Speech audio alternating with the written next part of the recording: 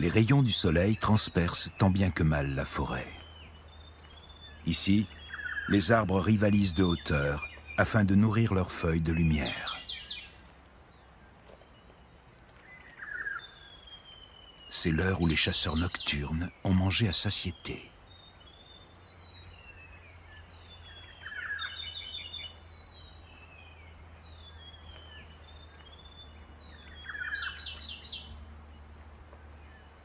Un animal apparaît tout à coup, se propulsant avec aisance dans ce monde vertical.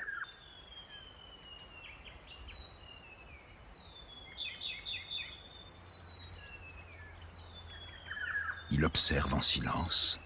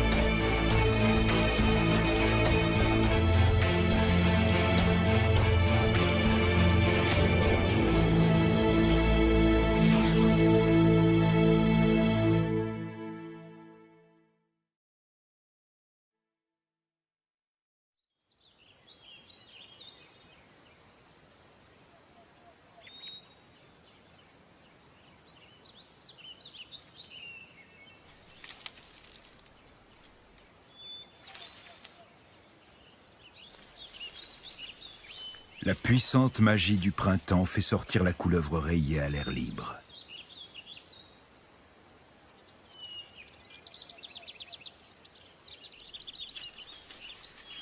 Les couleuvres rayées se regroupent 2 fois par an. Une fois avant d'hiverner et une autre au cours du printemps.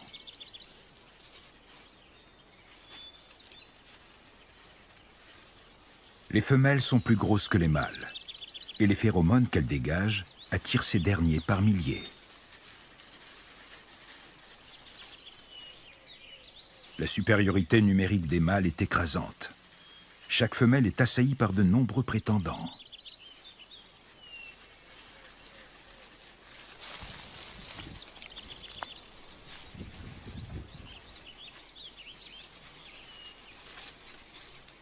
Plus de 100 000 serpents participent à ce gigantesque rassemblement. Plusieurs centaines de mâles s'agglutinent autour de chaque femelle et forment une boule d'accouplement géante.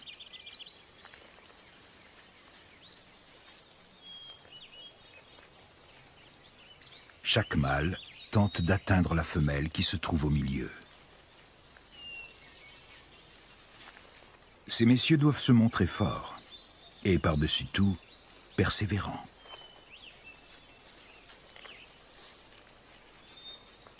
Les couleuvres sont de petits serpents non venimeux. Cette compétition acharnée leur permet d'engendrer des descendants plus robustes.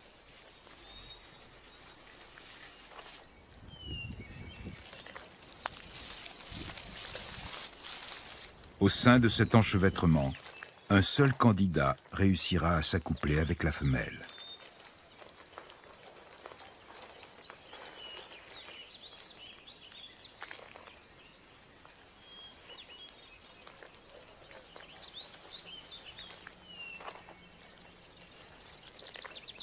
Cependant, il existe quelques ruses grâce auxquelles les mâles moins compétitifs peuvent espérer avoir leur chance.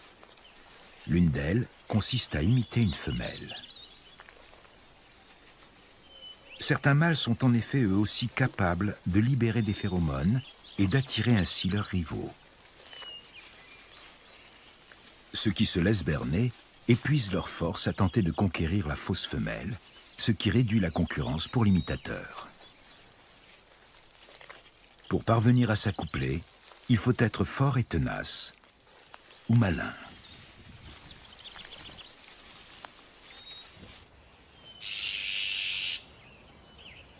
La couleuvre de l'amour est un serpent ratier, l'un des tueurs les plus redoutables de cette forêt. Son arme est la longueur de son corps.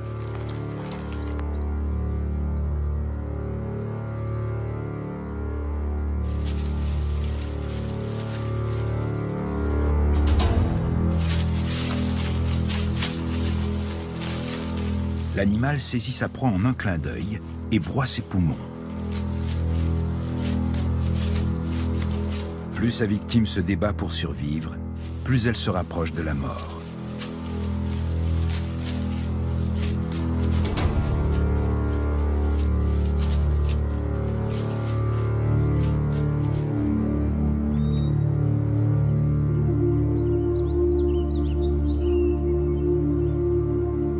Les serpents peuplent la planète Terre depuis 140 millions d'années.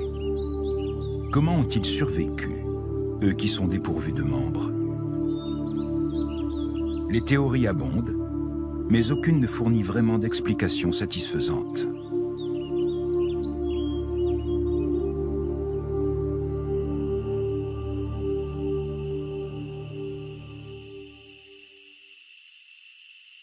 Le serpent ratier pond ses œufs dans la chaleur de la fin juillet.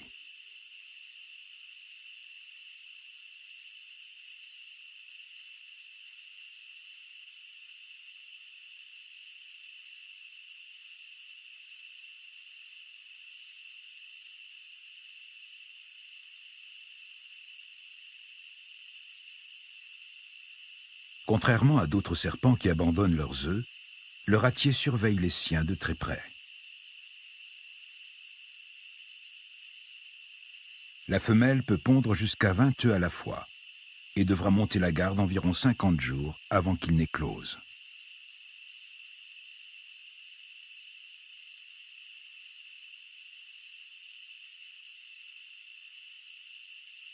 Mais elle ne peut pas rester ainsi à l'ombre toute la journée.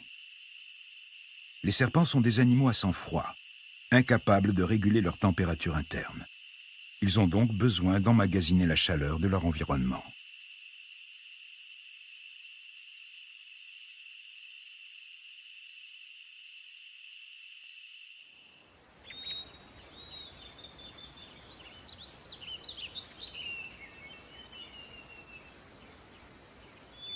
Les rayons du soleil procurent au ratier l'énergie nécessaire pour continuer à se déplacer, à chasser et à se battre. Il se love dans l'herbe. Toute son existence est régie par la force inépuisable de la lumière.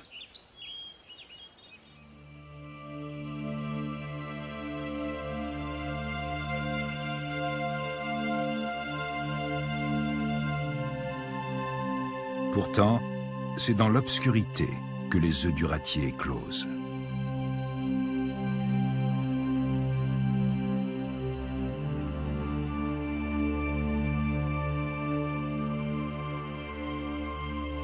C'est un être déjà complètement formé qui en émerge, une réplique miniature de sa mère.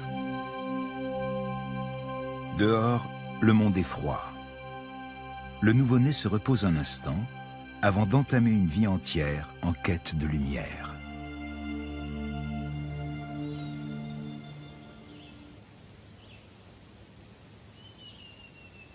Il faut être prudent quand on traverse une région densément boisée en haute montagne.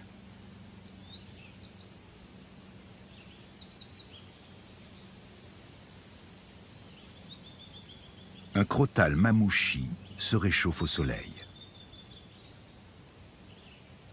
Les serpents perçoivent le monde par les odeurs et la température.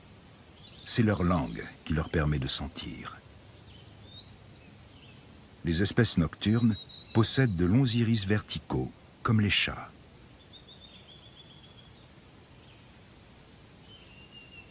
Les fossettes, placées de chaque côté de leur museau, captent les moindres variations de chaleur. Le cliquetis de la queue du crotale signifie qu'il est sur le qui-vive. Lorsqu'il repère une proie, il se ramasse sur lui-même avant de passer à l'action. C'est à cet instant que le crotale est le plus menaçant.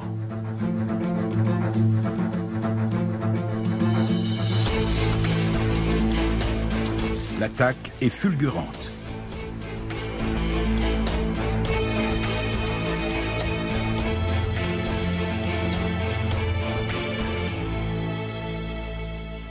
Le mamouchi est parfois surnommé le crotale 7 étapes, à cause de son puissant venin qui immobilise sa victime en 7 phases successives. Toutefois, il fuit les humains à moins d'être provoqué.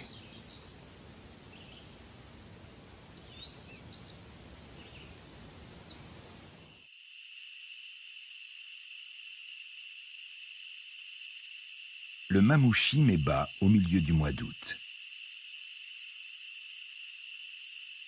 Ces petits naissent recouverts d'une fine membrane translucide. Contrairement aux ratiers, le mamouchi est ovovivipare. Ses œufs éclosent quand ils sont encore dans le conduit génital de la mère. Jusqu'à l'éclosion, l'embryon n'est pas nourri grâce à un placenta, comme chez les mammifères. Il puise dans des réserves accumulées à l'intérieur de l'œuf lui-même.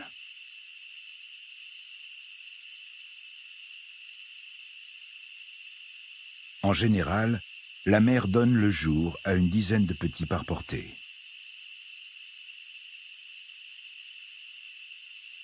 On a longtemps cru que les jeunes mangeaient leur mère, ce qui a valu à cette espèce d'être appelée serpent matricide.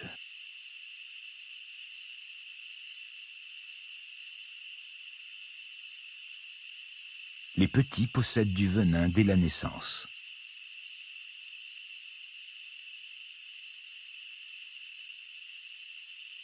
Les nouveau-nés hésitent à quitter leur mère. Leur comportement laisse penser qu'ils tentent de la tuer. C'est là l'origine de cette croyance.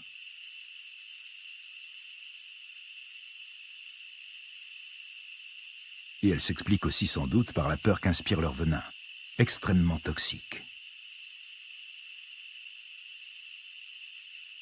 Une fois débarrassés de leur membrane, les petits s'éloignent, prêts à vivre leur vie.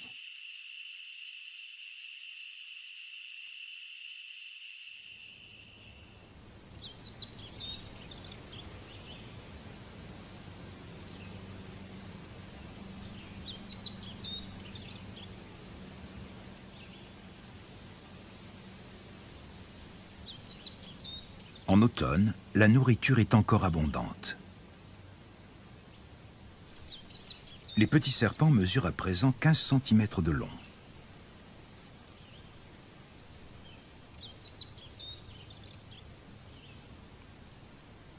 Ils doivent se nourrir suffisamment pour se préparer à l'hiver.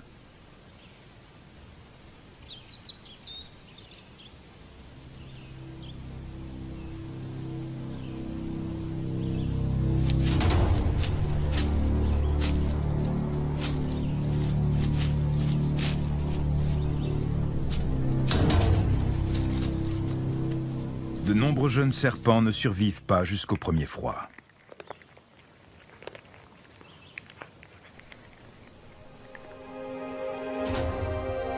Mais ceux qui y parviennent n'ont quasiment plus rien à craindre.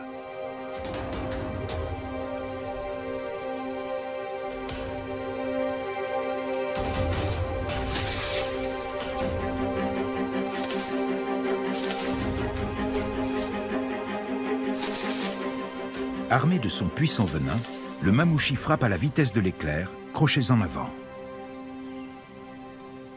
Il existe environ 3000 espèces de serpents sur la planète, mais seule une cinquantaine possède un venin aussi meurtrier.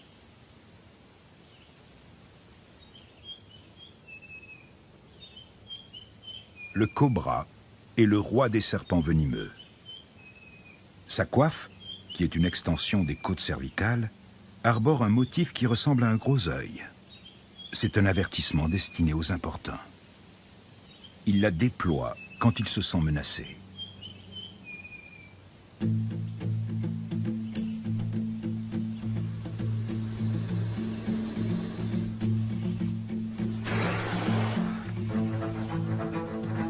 Les crochets du célèbre cobra cracheur projettent son venin à distance.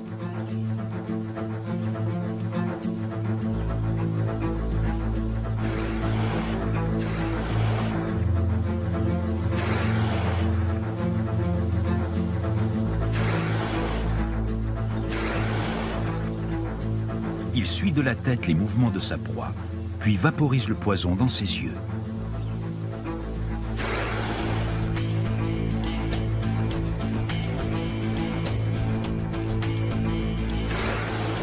Il ne rate presque jamais sa cible. Et son venin est assez puissant pour rendre la victime aveugle.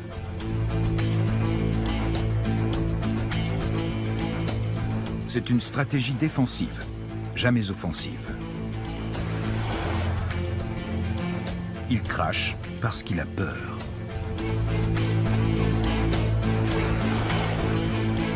Seules les espèces les plus évoluées de serpents possèdent du venin.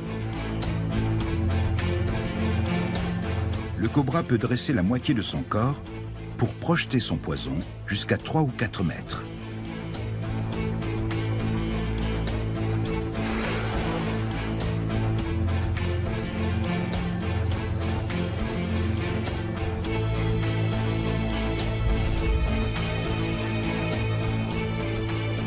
Il est imbattable au tir longue distance.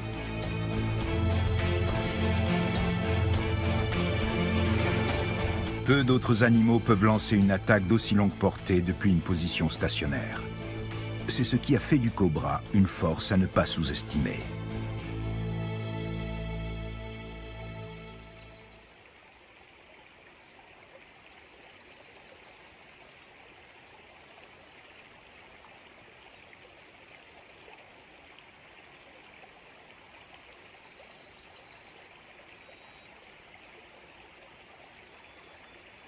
S'il est difficile d'envisager une vie sans membres, que dire d'une existence tributaire de nageoires?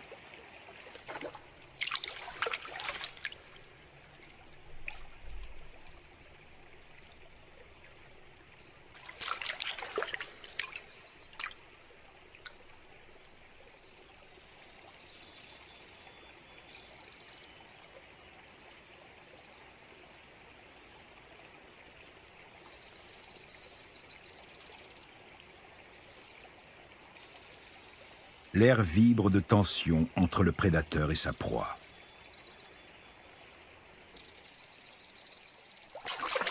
Et soudain, c'est l'instant décisif.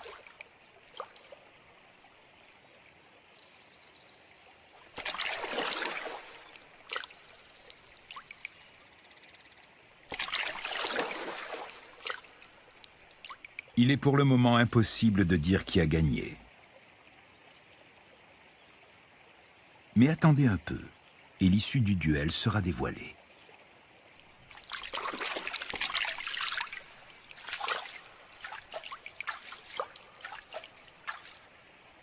C'est par sa détermination que le batracien l'emporte.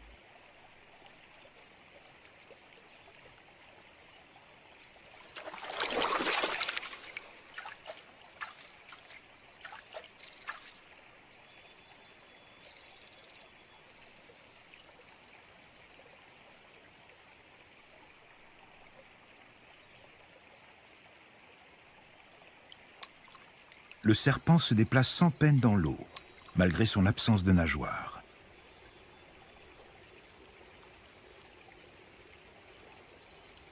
Voici le serpent-tigre asiatique. Il affectionne particulièrement les grenouilles.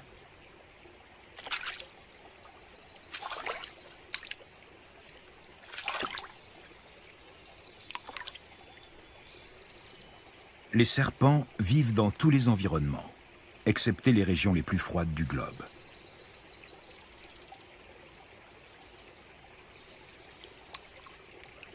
Le serpent d'eau se rencontre notamment en Corée.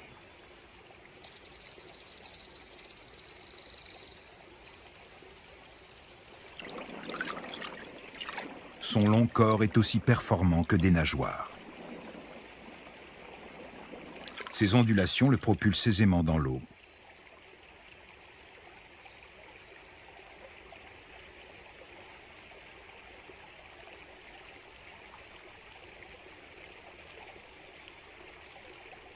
Ce serpent vit près de la rivière et se nourrit de grenouilles et de poissons d'eau douce.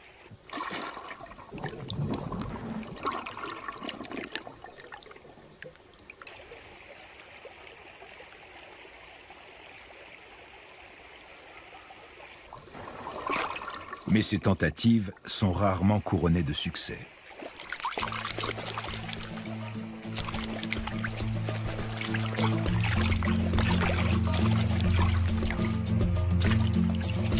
Il ne réussit en moyenne qu'une fois sur 10.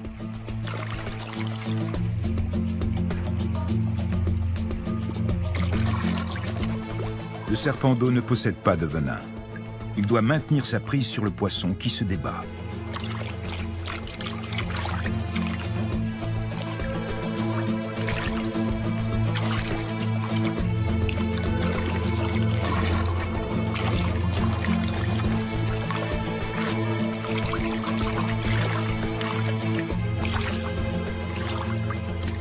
Quand sa proie commence à fatiguer, il resserre son étau.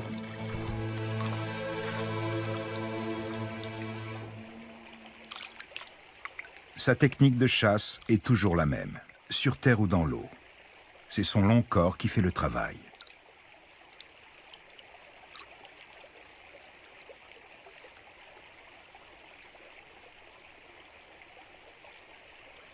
Manger est presque aussi laborieux que chasser.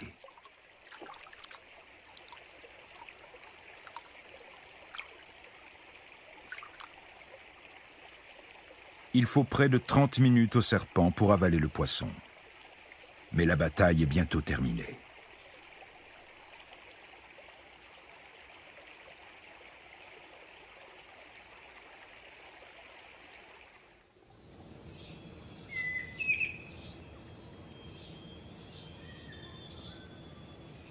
Connaissez-vous beaucoup d'espèces qui s'épanouissent aussi bien sur terre que dans l'eau? Le serpent fait partie des rares élus. Il prospère sur terre, bien qu'il soit dépourvu de membres, et dans l'eau, bien qu'il soit dépourvu de nageoires.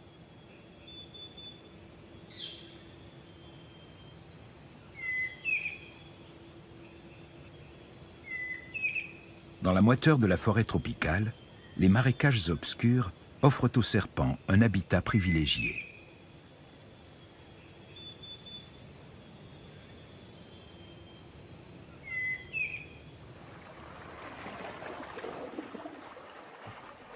Les eaux sont si troubles qu'on y voit à peine. Ici vit un chasseur de poissons très rare.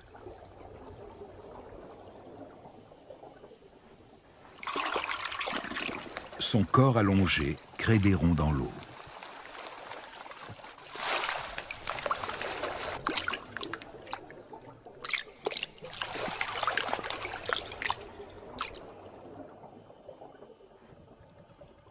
Il est d'une couleur assez peu voyante. À l'extrémité de sa gueule, il arbore 2 tentacules, comme les cornes du diable. Il en a tiré son nom, le serpent à tentacules. Il passe la plupart de son temps dans l'eau, la queue enroulée autour de plantes aquatiques. Toutes les 30 minutes environ, il affleure à la surface. Bien qu'il vive sous l'eau, il respire en effet par des poumons et doit aller chercher de l'air.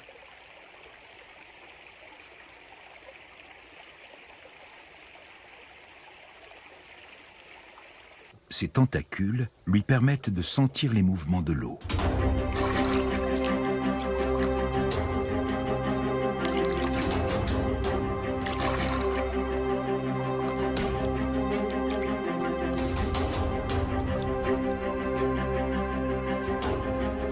Le serpent à tentacules est un chasseur efficace.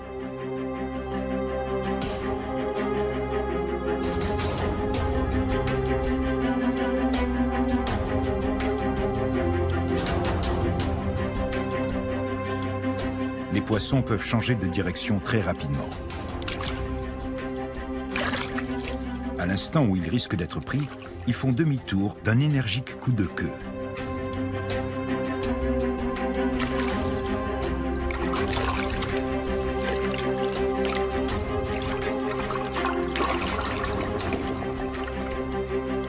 C'est ainsi qu'ils échappent à l'ennemi.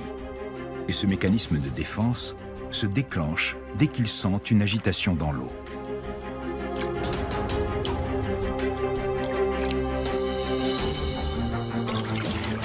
C'est ce qu'on appelle un départ en C, à cause de la forme que dessine leur corps quand ils virent ainsi. C'est un mouvement réflexe causé par les cellules de Meutner, des neurones présents chez les poissons et les amphibiens.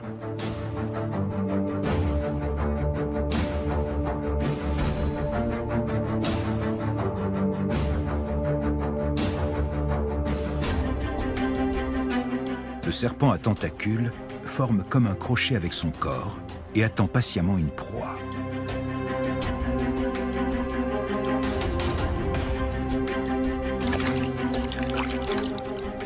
Mais les réflexes foudroyants du poisson déjouent chacune de ses tentatives. Le poisson vire en 5 millièmes de seconde, soit 3 fois plus vite que le serpent à tentacules qui frappe en 15 millièmes de seconde.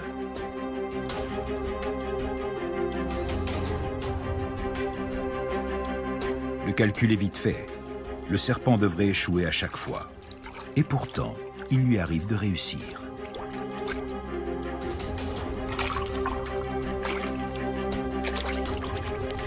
Comment est-ce possible?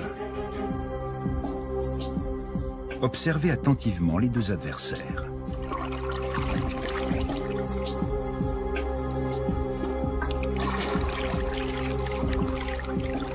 Le serpent a anticipé la direction qu'allait prendre le poisson.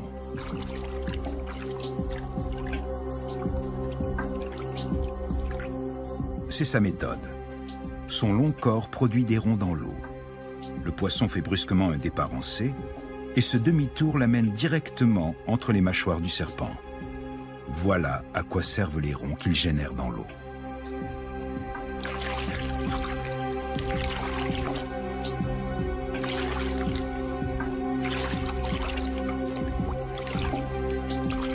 La puissance de l'instinct est telle que le poisson est incapable de changer de direction une fois qu'il a viré. Le serpent utilise cette faiblesse pour compenser sa relative lenteur.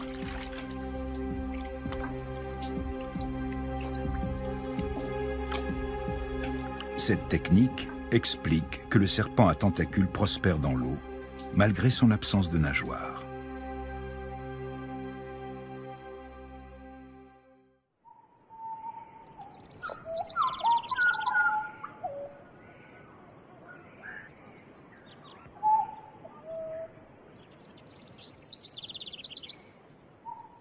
Nous sommes dans un pays où le soleil brille plus haut que partout ailleurs dans le monde, où les précipitations atteignent 2500 mm par an et où la chaleur et l'humidité font pousser les arbres jusqu'à 40 ou 60 mètres.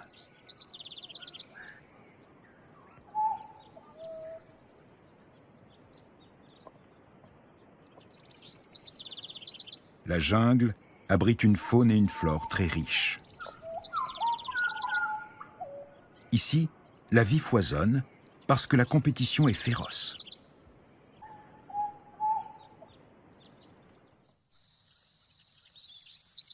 La meilleure arme de ce lézard, ce sont ses couleurs.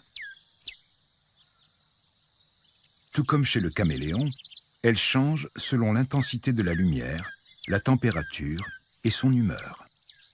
Il est d'ailleurs connu pour son caractère férocement territorial. Dans cette forêt tropicale humide, il faut surveiller où on met les pieds, mais aussi ce qui se passe en hauteur.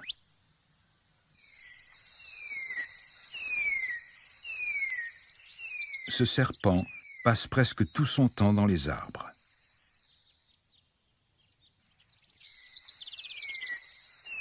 S'il avait eu des pattes, il n'aurait jamais pensé à quitter le sol.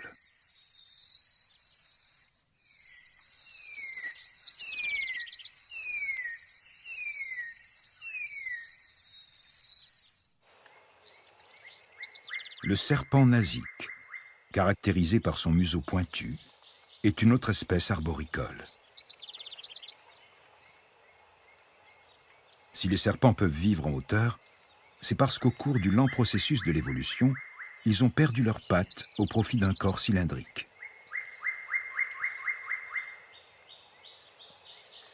Une vie entière sans pattes. Son corps tout entier est comme une flèche.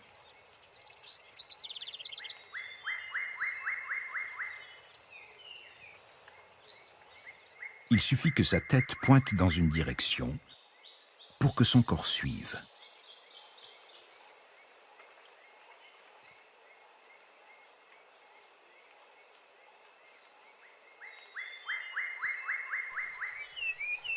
Tous les appendices compliqués ont été abandonnés.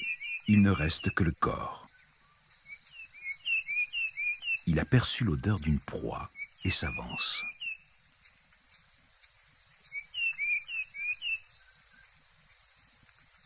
Le serpent peint de Bronzeback se nourrit de lézards arboricoles, de grenouilles et d'œufs d'oiseaux. Ce qu'on mange finit parfois par dicter tout un mode de vie.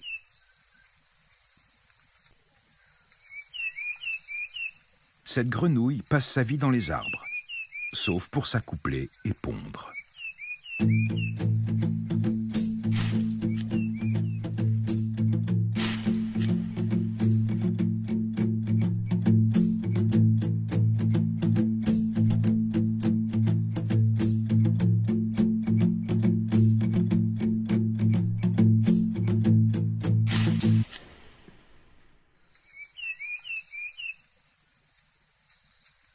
C'est la grenouille volante de Wallace. Les larges membranes interdigitales de ses pieds lui servent d'aile. Elle a dû apprendre à voler, car la maîtrise de la nage et du saut ne suffisait pas à assurer sa survie.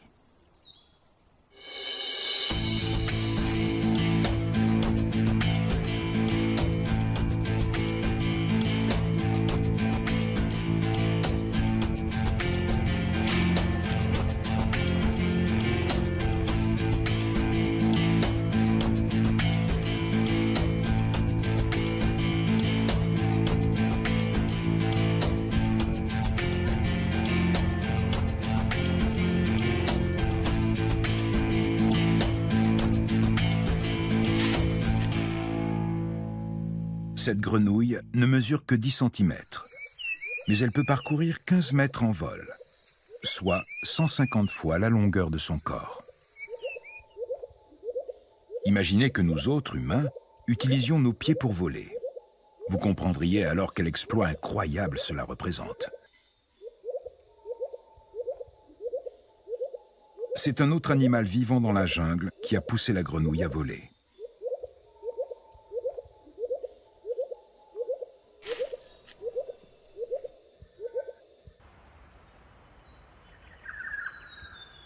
Le serpent volant d'Asie défie la gravité. Les 400 côtes et plus, rattachées à sa colonne vertébrale, le propulsent là où il désire aller.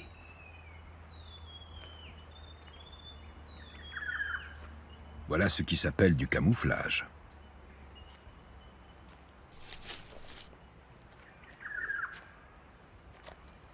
L'agame arlequin est passé maître dans cet art. Il se nourrit de préférence d'insectes, comme les fourmis qui vivent dans les arbres. Le serpent progresse vers sa cible, sans faire de bruit.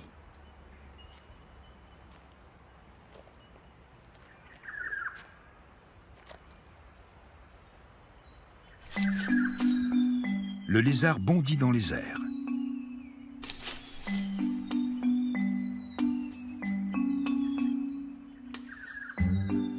Le serpent le suit de près.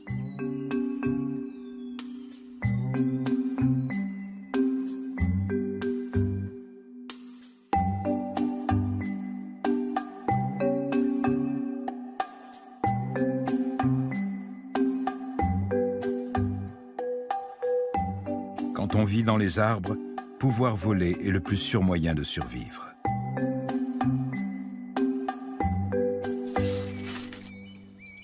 Ce lézard a-t-il appris à voler pour chasser ou pour fuir les prédateurs? Personne n'a la réponse. Mais il se sert lui aussi de ses pieds, comme s'il s'agissait d'ailes.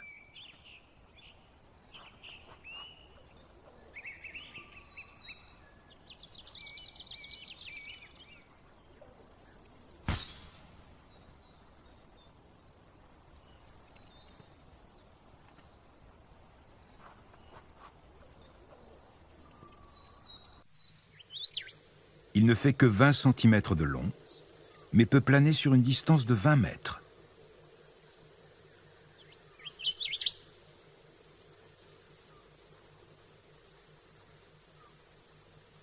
Le lézard volant utilise une curieuse partie de son corps pour voler. Sous ses membres, le long de la cage thoracique, il possède de larges membranes qu'il déploie en se lançant dans un courant ascendant.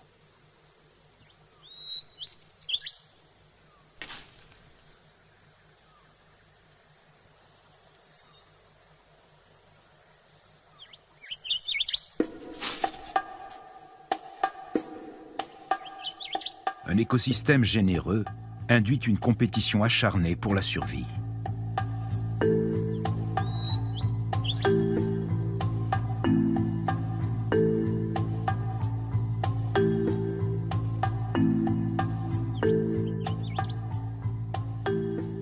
Les serpents passent toute leur existence à lutter.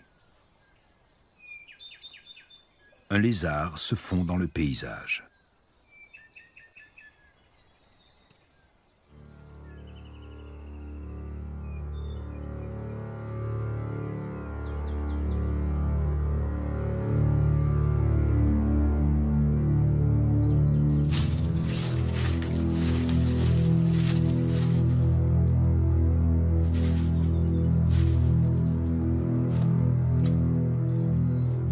Le serpent volant du paradis étouffe sa proie, comme les serpents non venimeux, mais il la paralyse également avec un venin faiblement toxique.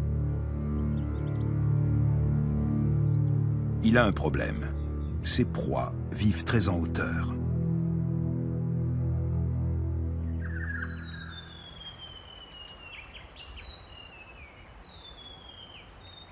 Le serpent qui choisit une existence arboricole doit surmonter des difficultés majeures.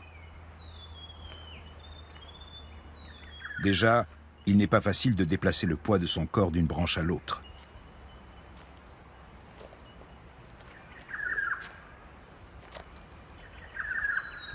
Et le pire, c'est quand la distance entre les arbres est trop grande.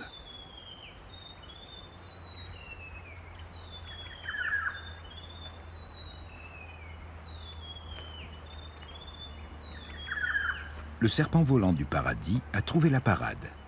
Il vole. Il se jette dans les airs en se détendant comme un ressort.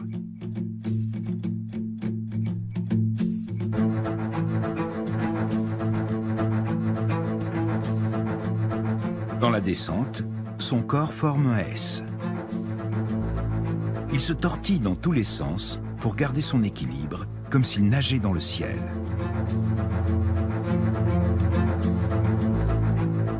Il s'accroche à une branche avec sa queue, reprend un peu d'élan, puis s'élance à nouveau.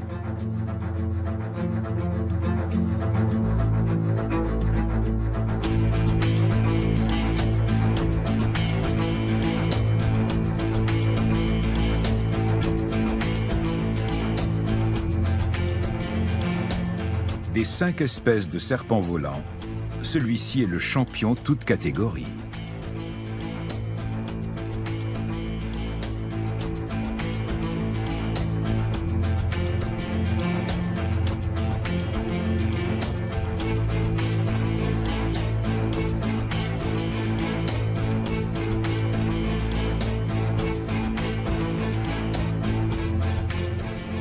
Comment peut-il prendre son envol alors qu'il n'a pas d'ailes?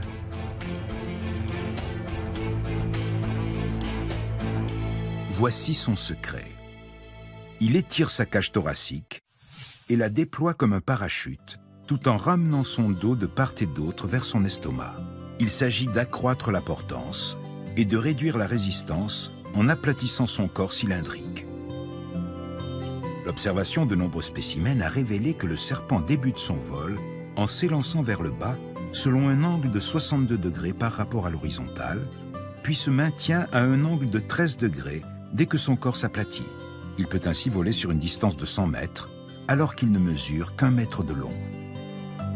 Bien qu'il soit moins dangereux pour lui de rester à terre, voler lui a donné la vitesse et le rayon d'action d'un oiseau.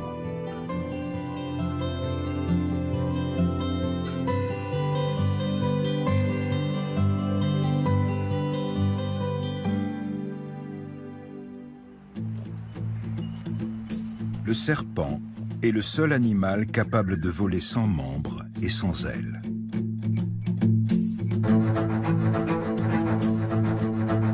On ne sait pas encore avec certitude pourquoi il a acquis cette capacité. On ne peut que supposer que des situations critiques l'y ont contraint.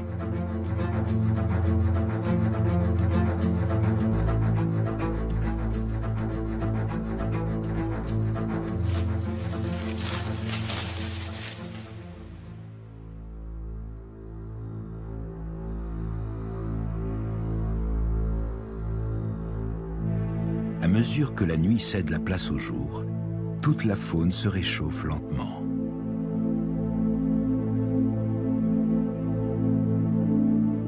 Le soleil est une source indispensable d'énergie et de chaleur. Plus encore peut-être pour les animaux à sang froid, comme les serpents.